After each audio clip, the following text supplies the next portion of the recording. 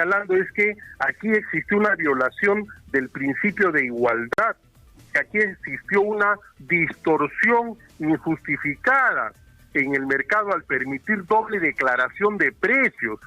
Esa fue una manota que le dio Energía y Minas a estas grandes generadoras.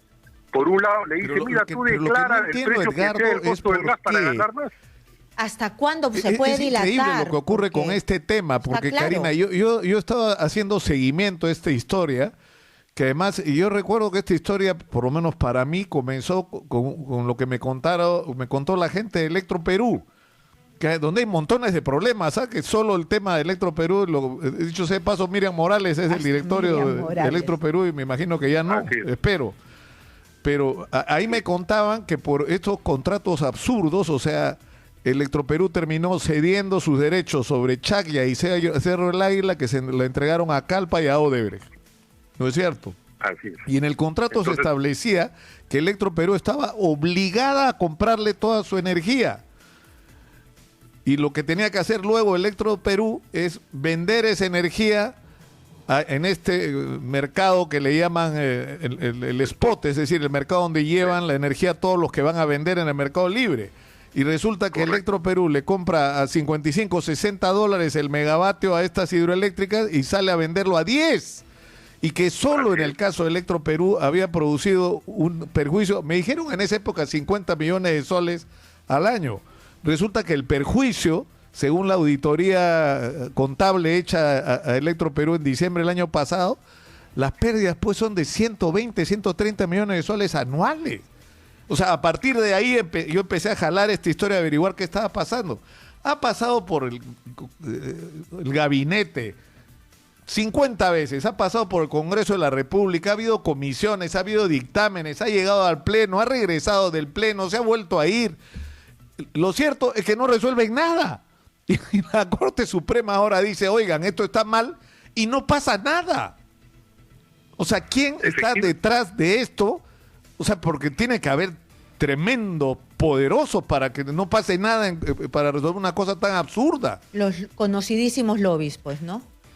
Por supuesto, esos conocidos lobbies, esos millonarios negocios. Esto tiene responsables con nombre propio, obviamente.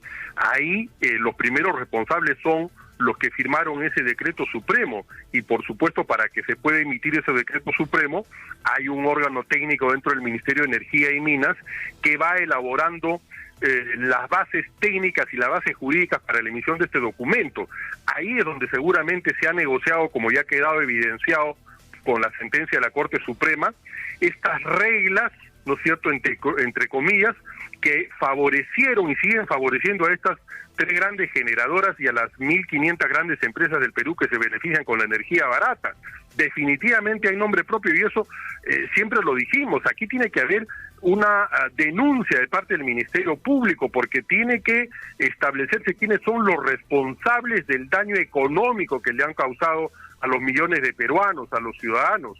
En consecuencia, el organismo regulador se queda callado, Sinermin. Entonces, nosotros estamos viendo pues cómo estos organismos reguladores, en lugar de servirle a la población, al pueblo, de cautelar los intereses y los bolsillos de la población, le sirven justamente a los grandes intereses económicos, porque sigue funcionando esa famosa, tristemente famosa puerta giratoria, ¿no es cierto? Estos trabajadores, empleados, altos funcionarios de las empresas, de las grandes empresas, que pasan luego a servir en el Estado, en estos organismos reguladores, pero que van haciendo las cosas para favorecer a sus antiguos empleadores. Cuando terminan en el cargo, en el poder ejecutivo, nuevamente vuelven a las grandes empresas. Y eso es una distorsión que tenemos que terminar en el país. Pero vemos que justamente en este gobierno no se cumple con la sentencia judicial de la Corte Suprema. Pero sino ustedes que además pueden calcular ustedes cuánto va a demorar esto, o sea, cuánto dura una consulta y una aclaración. La Procuraduría del mismo Ministerio de Energía y Minas ha pedido aclarar algo que está claro para todo el mundo. ¿Cuánto puede durar? ¿Hay plazos? Porque esto no va a ser hasta el infinito. Mire, no, definitivamente que no. O sea, si es una aclaración de sentencia, nosotros pensamos que en un tiempo prudencial debería ser pues en unos 30 días que se aclare una sentencia, porque no es volver a estudiar todo el expediente para pronunciarse, sino simplemente, además, una sentencia que está muy clara, ¿no es cierto? Lo que pasa es que simplemente es un mecanismo dilatorio para ver de qué manera no se cumple con la norma. Yo le voy a citar acá un antecedente hace algunos años durante el gobierno del señor García. También existió un famoso reglamento técnico de pilas de zinc y carbón, y que justamente favorecía a una empresa transnacional, que había sido dictado en contra de las normas de la Organización Mundial del Comercio. Y ese reglamento fue declarado nulo por Indecopi y por la Comunidad Andina de Naciones. Notificado el Estado de peruano en aquella época, no se demoraron ni 30 días y se corrigió el reglamento técnico. Sin embargo, en este gobierno, donde, repito, y sigue diciendo que se defiende al pueblo, no se corrige esa situación. Y entonces, la conclusión a la que llegamos justamente es que el poderoso don Dinero, pues, al parecer, sigue, ¿no es cierto?, rigiendo las conductas de algunos funcionarios, porque no entendemos por qué razón, si esto ha pasado por las distintas instancias en el Poder Judicial y ya la Corte Suprema se ha pronunciado de manera firme, clara, contundente, el gobierno tiene que pedir una aclaración en lugar de corregir y decir, yo estoy a favor de todos los peruanos y no puedo permitir que cada mes le estén robando 5 soles a cada uno de los ciudadanos, que más allá de si son 5, porque depende justamente del consumo, ¿no es cierto? No podemos permitir que por una maniobra ilegal los ciudadanos se vean perjudicados. Además es un montón de dinero, ¿no? De 5 en 5, de 5. Es un montón de plata y además en los recibos de cada persona Karina, lo necesita, ¿no? Mira, sí, dime. Karina, yo le preguntaba a una especialista cuáles son los perjuicios que generaba esta situación.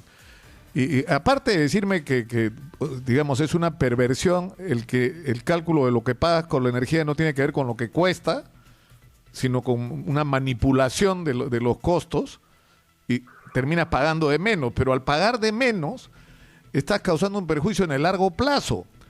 ¿Por qué? Porque tú necesitas dinero no solo para pagar lo que cuesta la energía, sino para sostener el sistema eléctrico y para proyectarte hacia el futuro.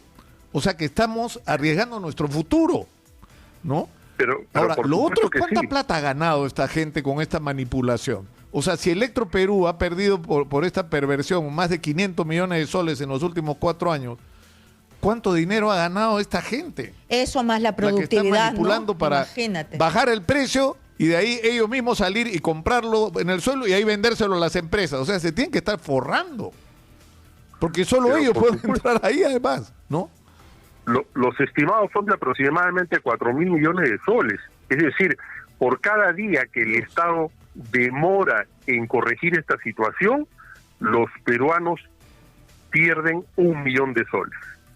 Eso no lo podemos aceptar, no lo podemos tolerar, pero justamente ya se hizo lo que se tenía que hacer, recurrir al Poder Judicial para que determine si este decreto supremo cumplía con la ley y la Constitución.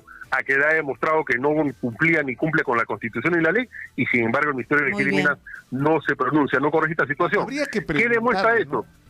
¿No? Que en un sistema supuestamente de libre mercado, miren, empresas transnacionales que ni siquiera en sus países les permiten este tipo de actividades, ¿no es cierto? El mercantilismo puro. Están buscando cómo el Estado, como malos funcionarios, les dan una gran mano o varias manos para que se enriquezcan más a costa para que todas las personas se hagan una idea, 4.000 millones de soles pero la primera parte del gasoducto, ¿no? Que es una obra recontra corrupta.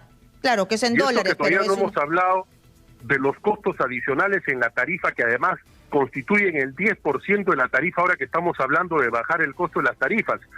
Si nosotros retirábamos esos costos adicionales, entre comillas, los peruanos pagaríamos más por la energía. Y que no nos vengan a amenazar a decirnos que ahora, con la aplicación de esta sentencia, las tarifas van a subir. De ninguna manera. Yo reto justamente a esos funcionarios de estas transnacionales, de estas generadoras, a demostrarme técnicamente de qué manera subirían esas tarifas. Que no le vengan a meter miedo al pueblo.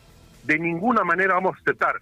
Y vamos a hacer todas las acciones justamente para denunciar a estos malos funcionarios del gobierno que no cumplen con la sentencia y que no garantizan y protegen el derecho de los ciudadanos y que no protegen el mercado, porque como decía también Nicolás claramente, este beneficio, entre comillas, ilegal que le han dado a estas empresas desalienta la inversión, por ejemplo, de aquellas empresas que están obligadas a llevar energía eléctrica a los peruanos que no la tienen, porque obviamente si estas empresas trabajan de acuerdo a ley, hacen sus inversiones, pagan lo que tienen que pagar de acuerdo a ley, y de pronto hay otros que en base a un decreto supremo trucho, falso, ¿no es cierto?, con reglas absolutamente ilegales, les permite declarar el costo del gas para producir un megawatt hora al precio que se les antoje, cuando todos sabemos que el precio de mercado es $30, definitivamente desalienta, daña el mercado. Muy bien, 4.000 millones de soles es una barbaridad. Yo trataba de compararlo con el gasoducto, pero no. La comparación es con las consultorías. Nicolás, 2 años de consultorías, imagínate, esa lluvia de millones. Es un tema, como tú dices, que lo has tratado ampliamente. Muchas gracias. Del Pomar, por atender nuestro llamado. Muy gentil, Edgardo, como siempre. Muchas gracias, buenos días. Nosotros seguimos adelante, Karina.